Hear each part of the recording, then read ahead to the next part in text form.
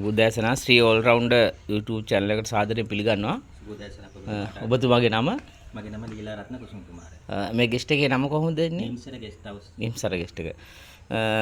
මට මේ කවදා ඉඳන් වගේ දැන් පටන් ගන්න? දැන් අවුරුදු 3ක් විතර වෙනවා. 3ක් විතර වෙනවා.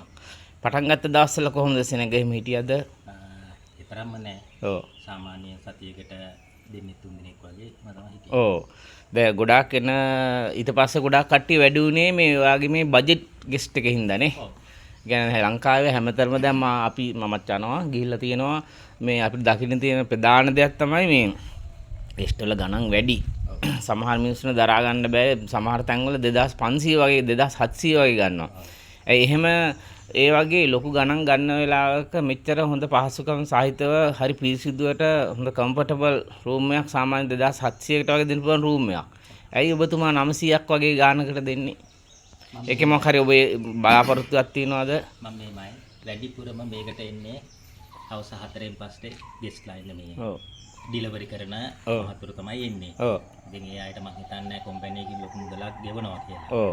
ඒක නිසා ඔව්. මං එක මහත්මයෙක් ආවොත් සාමාන්‍ය රුපියල් 900ක් 1000ක් එහෙම තමයි අය කරන්නේ. ඊට අමතරව රාත්‍රී කෑම එක රුපියල් 450ක්. ඔව්. උදේ කෑම එක රුපියල් 300කටත් දෙනවා.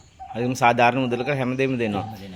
මට ගොඩක් මේ එන කට්ටිය කිව්වා මම ගොඩක් අහුවට පස්සේ දැනගන්න ලැබුණේ කෙසෙල් කොලේ එකතල හොඳ ලොකු බත් එකක් දෙනවා කියලා. ඔව්. ආරංචියක් තියෙනවා. කෙසෙල් කොලේ එකතල තමයි බත් එක දෙන්නේ. උදේ කෑම එක ඔව්. එක්ක මෙතන කාලය යන්න පුළුවන්. ඔව්.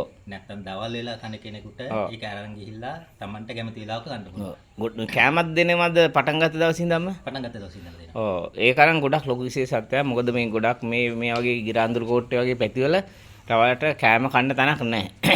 තියෙන රයිස් කොත්තු වගේ දේවල්. ගොඩාක් මේ මාංශලා එන කට්ටිය රයිස් කොත්තු කන්නේ ලෙඩ තියෙන කට්ටිය ඉන්නේ. ඉතින් ඒ හින්දා ඔය කෙසෙල් කොලේක බත් එකක් කන්න තියනවා ගොඩක් පිරිසුදුයිනේ. හරි නැවුම් විදිහට කන්න පුළුවන් නේ.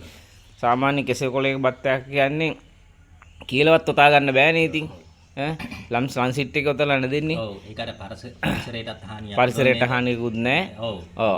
කන කෙනෙකුට ඉතාමත්ම සෞඛ්‍යරක්ෂිතව කෑම එකක් කන්න පුළුවන්. ඔබතුමාගේ දැන් කාමර කීයක් වගේ තියෙනවද? තියෙන කාමර 6ක්. 6ක් තියෙනවා නේ. එතකොට සාමාන්‍යයෙන් ෆැමිලි වගේ එනවා නම් එහෙම තියෙන ලොකු කාමර මොන හරි තියෙනවද? තියෙනවා. Double room. ඒ වගේ. ඒවා කොහොමද සාමාන්‍යයෙන් දෙන්නේ? ඔබතුමාගේ බජට් එකේ හැටියට. සාමාන්‍යයෙන් බජට් ඒක ඉතින් කතා කරලා ඒන ප්‍රමාණය අනුව තමයි ප්‍රමාණය අනුව කාමර වෙන් කරලා වෙන් කරලා ගන්න. ඔව්. එතකොට අනිත් මේ ගෙස්ට් එක බලනකොට හරිම සාධාරණ මේ මුදලක් අය කරමින් තමයි මේක පවත්වාගෙන යන්නේ. අදටත් වැරදිලා නැහැ. ඒ සාධාරණකම හින්දා. ඉතින් ඒ සාධාරණ විදියට ඔබ තවදුරටත් කරගෙන යන්න ශක්තිය ධෛර්යය ලැබේවා කියලා මේ මම ප්‍රාර්ථනා කරනවා. එහෙනම් සුබ දවසක් මහත්තයා. සුබ දවසක්.